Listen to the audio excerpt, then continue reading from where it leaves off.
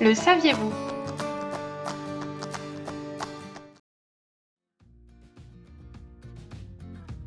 Aujourd'hui 1er mai, premier jour du plus beau mois de l'année. Avec ses jours fériés, ses commémorations sociales, historiques et religieuses. Le 1er mai est sa fameuse fête du travail. Le 8 mai est la commémoration de la fin de la Seconde Guerre mondiale. Le jeudi de l'Ascension, la fête des mères, tout comme ce fameux mai 68.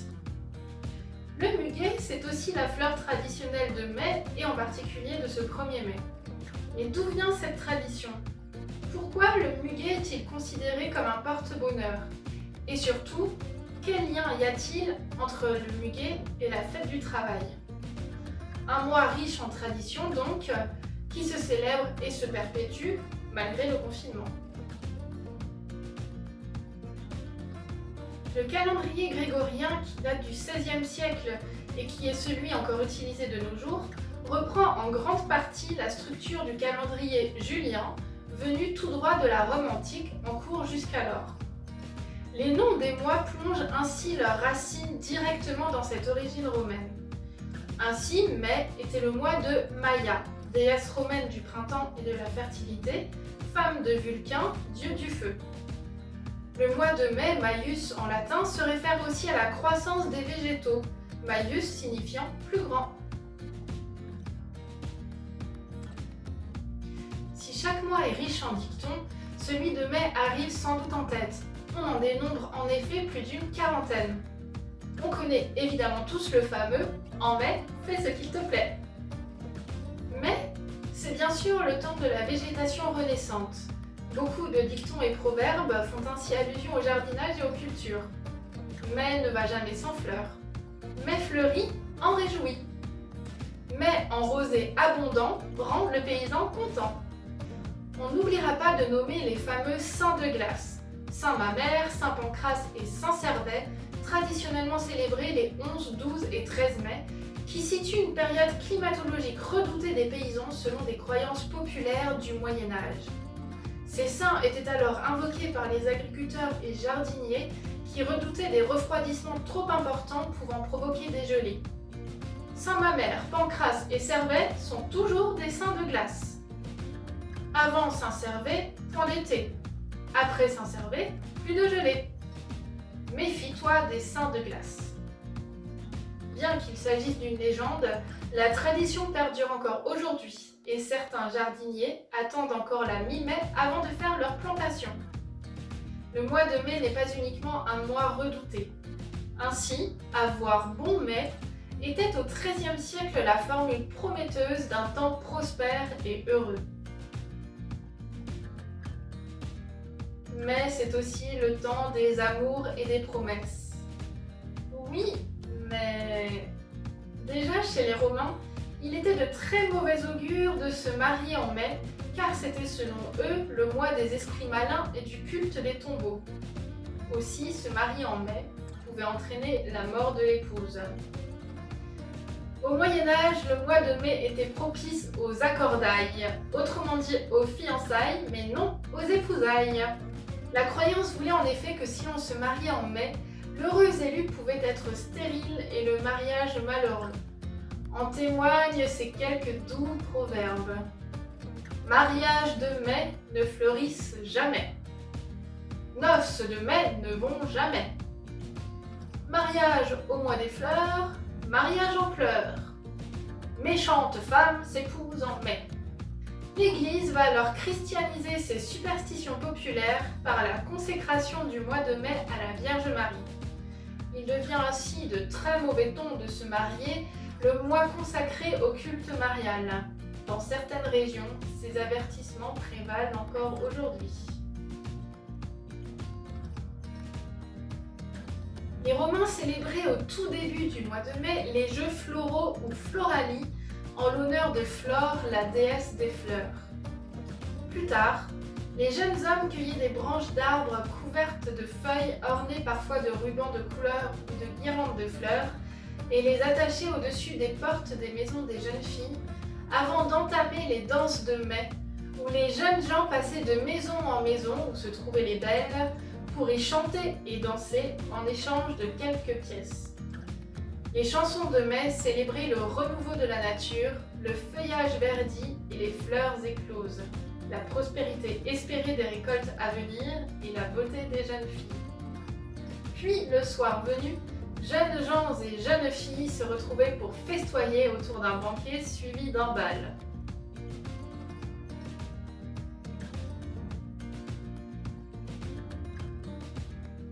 Une survivance de ces coutumes perdure encore dans de nombreuses régions. Il s'agit de l'arbre de mai. Un arbre coupé que l'on dépose devant une maison dans la nuit du 30 avril au 1er mai. Les jeunes hommes célibataires des villages installent des arbres devant la porte ou contre le mur du domicile des jeunes filles à marier pour les honorer. Cette coutume d'éveiller, autrement dit troubler ou inquiéter, les jeunes filles date du XIIIe siècle et s'est poursuivie jusqu'au XIXe siècle. Selon les régions, cet arbre sera offert à l'élu local pour l'honorer ou aux jeunes filles célibataires. Chez les Celtes, la date du 1er mai est celle de la fête de Beltane ou Beltane, la grande fête celtique qui marque l'arrivée de l'été. En Gaule, elle célèbre Bélénos, dieu du soleil bien connu de nos irréductibles Gaulois. La fête de Beltane est une fête du feu. Les druides allumaient alors des feux où le bétail passait afin qu'il soit protégé des épidémies pour l'année à venir. À la fête celtique de Beltane répond dans les traditions germaniques la nuit de Walpurgis, célébrée dans la nuit du 30 avril au 1er mai, lors du passage de l'hiver au printemps. Elle porte le nom de Sainte Walburge ou Walpurge, née vers 710 en Angleterre et venue évangéliser les Germains, invoquée pour la protection contre les sorcières et les sorts jetés aux humains et aux animaux. En effet, pendant cette nuit réputée magique, les divinités païennes du printemps et de la fécondité se répandaient dans la nature pour mettre fin à l'hiver. Avec le christianisme, la pratique de cette fête fut interdite, les divinités ayant laissé la place aux sorcières. Les feux et danses ne furent toutefois pas supprimés pour autant, car on s'en servait alors pour chasser les sorcières et les mauvais esprits. Dans les pays germaniques, une Freimacht, c'est-à-dire nuit de liberté, précédait certains jours fériés. Les jeunes gens, conscients de la peur que les sorcières infligeaient aux villageois, profitaient du fait que les gens n'osaient plus sortir jusqu'au lendemain matin pour se livrer à toutes sortes de tours et de facéties. En France, elle est connue et célébrée en Moselle-Est ainsi qu'en Alsace et est appelée Hexennacht, nuit des sorcières. Les sorcières se réunissaient pour organiser une grande fête, un sabbat, et rencontrer le diable durant cette nuit. La tradition veut que les sorcières, jeunes villageois habillés de noir, subtilisent tous les objets trouvés devant les maisons et les jardins pour les déplacer ou les cacher dans le village, faisant penser à une intervention surnaturelle. Emblème incontournable du 1er mai, le muguet, appelé aussi lys des vallées, est originaire d'Asie, connu et acclimaté en France depuis le Moyen Âge. Il est essentiellement cultivé dans la région nantaise et la région de Bordeaux. Ces jolis brins annoncent le retour des beaux jours et s'offrent comme un porte-bonheur. La tradition raconte même que l'on peut entendre la douce musique de ces petites clochettes dans nos forêts. Le muguet, reconnaissable grâce à ses petites clochettes blanches d'où se dégage cette odeur caractéristique, inspire depuis le XVIe siècle les parfumeurs. L'extrait naturel du muguet est toutefois quasiment impossible à produire et son parfum délicat doit être recomposé à partir de molécules chimiques. Prudence aussi, car sous ses airs charmants, le muguet est aussi une plante hautement toxique.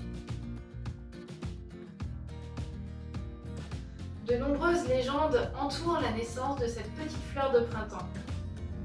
Dans la Grèce antique, la légende veut que le muguet fut créé par Apollon afin d'offrir à ses 9 muses aux pieds nus un tapis doux et parfumé sur lequel marcher, et ainsi ne point s'abîmer les pieds. On raconte aussi que les fleurs de muguet en forme de clochettes blanches seraient nées des larmes de la Vierge au pied de la croix. La légende chrétienne narre également l'histoire de Saint Léonard, ermite réfugié en forêt qui dut se battre contre un dragon. Sorti vainqueur de la bataille, on dit que les gouttes de sang qu'il versa au cours de cette bataille donnèrent naissance à des pieds de muguet. Du fait de sa floraison printanière, le muguet annonce depuis l'Antiquité le renouveau de la nature, les beaux jours et l'espoir de récoltes abondantes. Durant l'ère médiévale, le muguet devient un symbole d'amour. Vous muguetez sa fille, elle a de quoi vous plaire. Vers de Thomas Corneille dans La Comtesse d'Orgueil. Mugueter, en effet, c'est compter fleurette, courtiser une femme.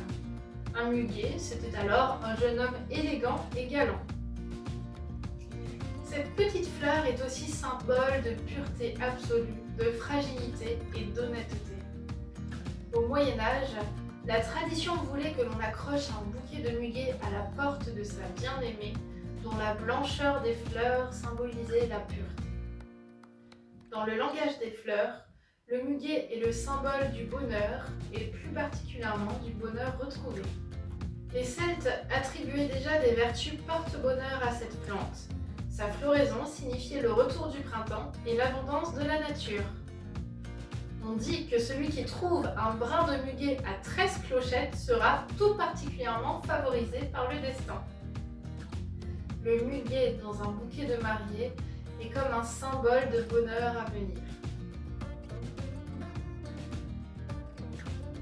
Dans les campagnes françaises, il était de coutume de s'offrir du muguet pour chasser les difficultés de l'hiver. Cette coutume remonte aux symboliques celtes et romaines du retour du printemps. Le 1er mai 1560, de passage dans le Dauphiné avec sa mère Catherine de Médicis, le roi Charles IX se vit offrir un brin de muguet.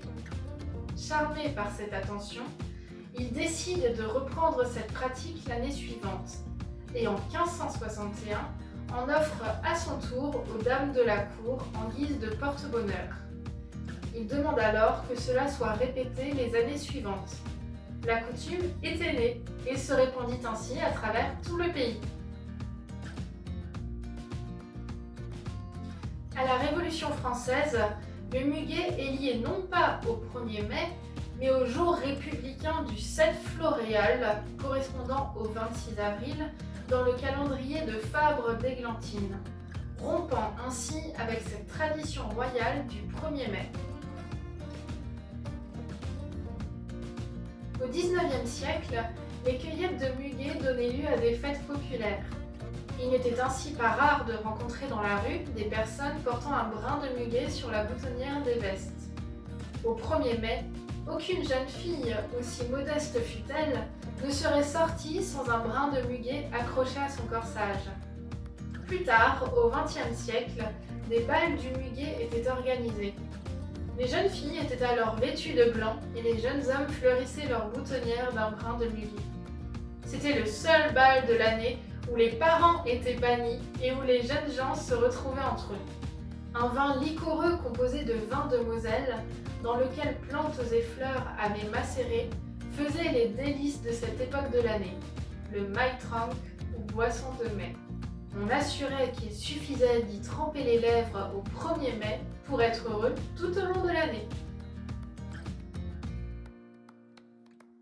La tradition du muguet porte-bonheur se perd jusqu'à ce 1er mai 1895, où le célèbre chansonnier toulonnais Félix Mayol débarque à Paris, gare Saint-Lazare, et se voit offrir un bouquet de muguet par une amie parisienne.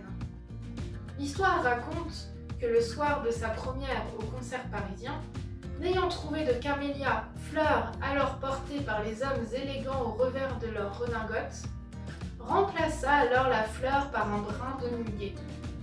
La première étant un triomphe, la tradition du muguet porte-bonheur revint sur le devant de la scène.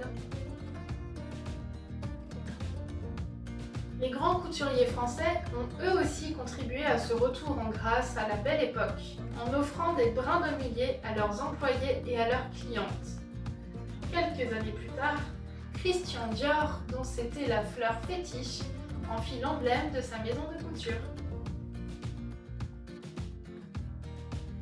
Le mois de mai bénéficie de fortes connotations politiques de longue date. En effet, les chants de mai, grandes assemblées des guerriers francs, étaient tenues, je vous donne en mille, au mois de mai. Le 1er mai, c'est aussi et surtout la fête du travail. Cette fête tire ses origines dans l'histoire du monde ouvrier. Le point de départ est le samedi 1er mai 1886.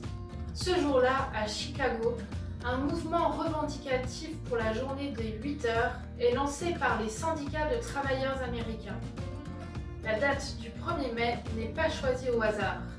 Il s'agit du Moving Day, le jour où traditionnellement les entreprises américaines réalisent leur année comptable et où beaucoup de contrats de travail arrivent à terme ce jour. Une grève et des manifestations suivies par 400 000 salariés paralysent de nombreuses usines. Le mouvement se poursuit et le 4 mai, lors d'une manifestation, une bombe est jetée sur les policiers qui ripostent. Le bilan est d'une dizaine de morts, dont 7 policiers.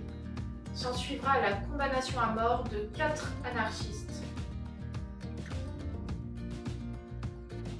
3 ans plus tard, en 1889, le congrès de la Deuxième Internationale socialiste est réuni à Paris pour le centenaire de la Révolution française. Les participants décident de faire du 1er mai une journée internationale des travailleurs avec pour objectif d'imposer la journée de 8 heures. Le 1er mai fut alors désigné comme journée de revendication en souvenir des événements de Chicago. Dès 1890, les manifestants arborent un triangle rouge symbolisant leur triple revendication. 8 heures de travail, 8 heures de sommeil, 8 heures de loisirs. Le 1er mai 1891, la mobilisation dans le pays est marquée par un drame. À Fourmies, dans le Nord, une manifestation dégénère et les forces de l'ordre tirent sur les grévistes. 9 personnes sont tuées, âgées de 11 à 30 ans, et 35 autres blessés. L'églantine rouge, particulièrement cultivée dans le Nord, symbolise ce sang versé et devient le symbole du 1er mai. La fleur socialiste, comme on dit alors, rend aussi hommage à Fabre d'Églantine, inventeur en 1793 du calendrier révolutionnaire et d'une journée du travail. Après ce drame, le 1er mai s'enracine peu à peu dans la tradition de lutte des ouvriers.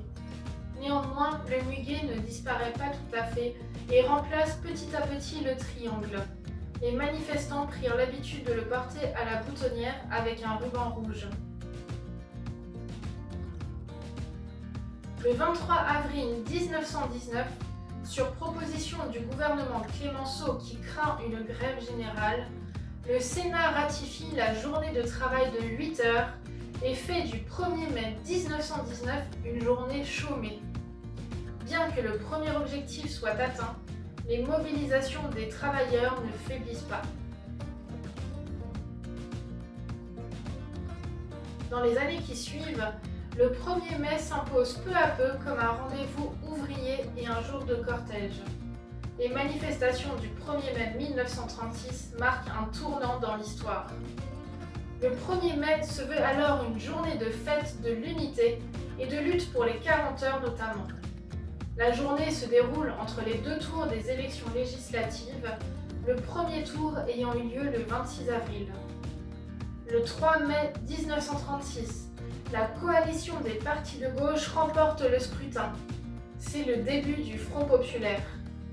Présidé par le socialiste Léon Blum, ce gouvernement ne tarde pas à adopter des mesures historiques pour les travailleurs, la semaine de 40 heures, les 2 premières semaines de congés payés ou la reconnaissance du droit syndical.